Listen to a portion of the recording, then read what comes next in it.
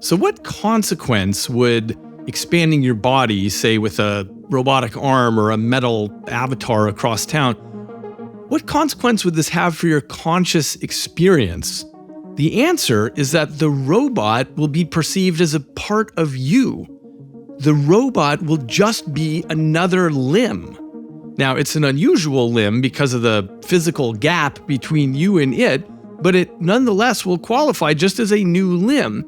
The only reason we're accustomed to connected limbs is that Mother Nature is a talented seamstress with muscle and sinew and nerves, but she never worked out how to control distant limbs via Bluetooth.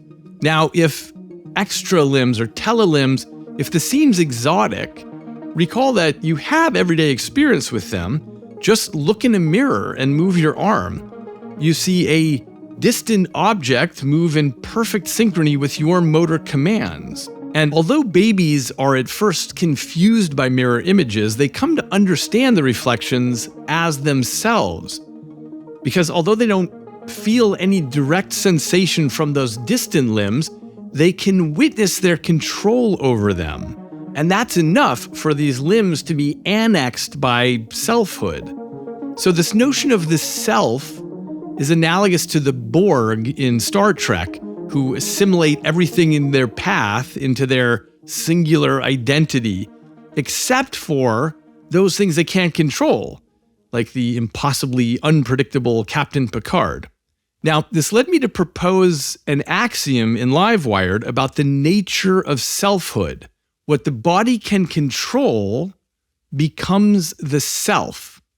And I think this all pivots on predictability. In other words, can I predict that signals from my brain will cause something to happen out there?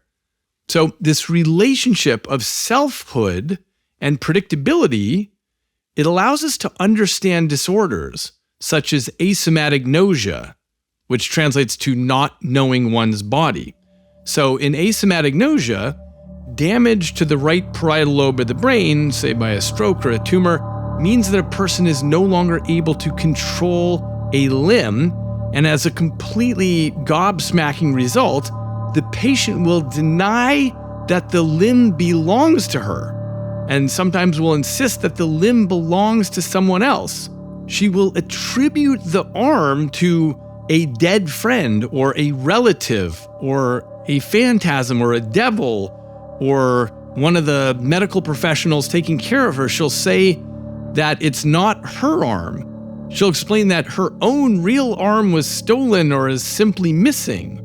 The manifestations of this can be varied and strange, so a patient may feel totally indifferent towards her no longer self limb, or she might be delusional about it and come up with strange fabrications to explain what happened, such as saying, someone sewed this onto my body, or other patients might unsympathetically describe their limbs as something that they dislike, like a dead weight.